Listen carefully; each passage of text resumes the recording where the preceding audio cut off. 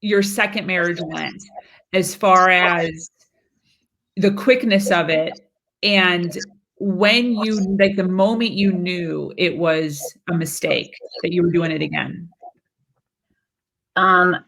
So we met in September of 2001, and then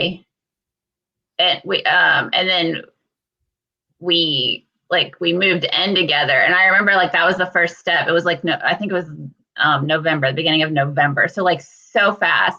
And I remember like each thing, because I was, going through the divorce and like had all this other stuff going on. And I remember, and he presented this like, I'll help you through it, and like kind of the safe zone, and like, and all the, kind of the understanding and stuff. So we moved in together, but I remember even that step, I was just like, I just got divorced, I don't know about this. And it would be like, well, then it would kind of get reverse psychology. So I felt like all those steps I was pushed into was like a proof of, is this real? Like, do you really love me? Or like, is this really like kind of meant to be? And if you, I also got thrown of like time, when it's real, when you really love somebody, time doesn't matter, like, and doing things in the right time. And the first, even though I was really young, like I met my first husband when I was 17, we were together almost 2 years, before we got married, kind of, so I felt like I was doing things in this proper order. So in my mind, it was like, well, that didn't work out. So I kind of like let myself believe that, right, timing doesn't, doing everything this proper length of time doesn't matter. So we moved in together. He asked me to marry him in January. And then we started planning the wedding, and we got married in April. And up until then, looking back, there were some, like red flags, like that I know now with the education. But at the time, it was enough where you can make excuses for him. Like everybody has a bad day, or, and you kind of just brush it off. But when I really knew was that we got married, and so he had a lot of family from up north that came down, because we lived in Florida. And so it was like 24 hours after the wedding, we all went out, so that they could play pool, the guys could play pool and everything, but I was already pregnant with our daughter. So I wasn't drinking, and I was just sitting and talking with his sister and everything. And I remember looking over and like trying to make eye contact with him or whatever. And I remember getting this feeling like that something was wrong. Like he wasn't, he wasn't getting, I wasn't getting the good vibes back. And I was like getting this feeling like that he was upset. And I was like, and then all I could think about was like, well, what did I do? Did I offend him? Like, what's going on? And just this gut feeling that something wasn't right. And and this is like no, this is the day after the wedding. So the day after the wedding. Reception, that all was great. And, all our closest loved ones were there. It was like a smallish thing. This was like just with his family who came out of town. We stayed an extra day to like entertain them and do things with them. And they were all leaving, and then we were going to leave for the honeymoon the next day. So we kind of like delayed everything. So we all walk out to the car, and I go directly to the driver's, to drive.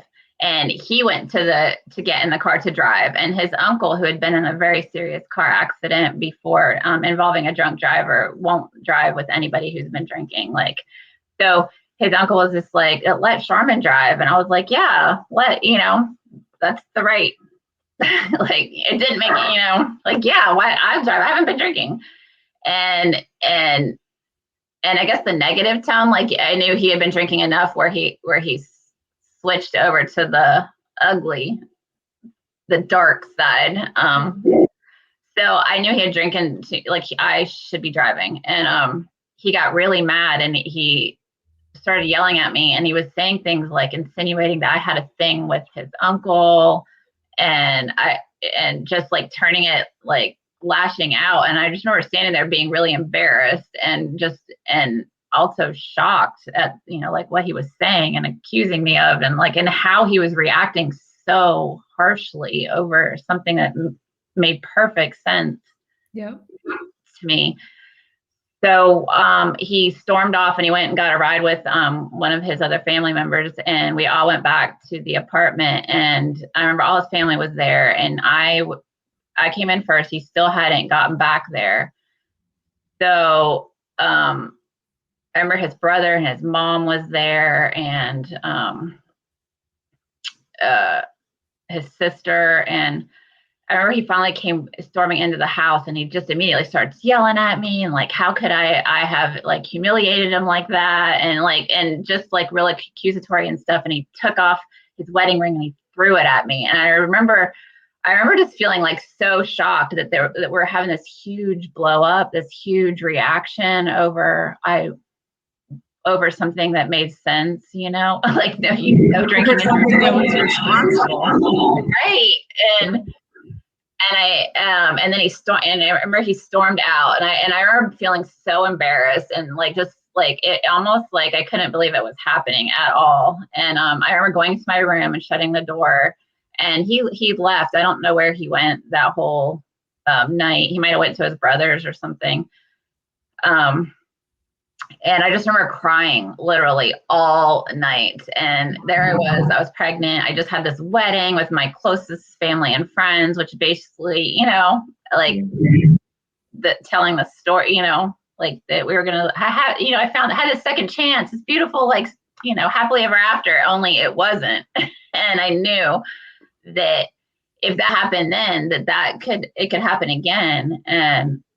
And like, what did I do? And like, and what do I do? Mm-hmm. And I guess in my mind, I was embarrassed about being, you know, I imagined myself calling my mom or telling everybody, you know, that I made a bad mistake, and like, and taking the steps to like, you know, maybe move in with my mom, or, you know, steps of breaking this up. And because I guess like when you get into a relationship, you kind of like, you paint this whole like future. So it's like really hard to take that apart, you know, and I couldn't imagine like, what was I going to do next? I didn't know. And I made a decision that I was going to make it work, or try at least. Try. Yep. I was going to. Yep. I totally get it.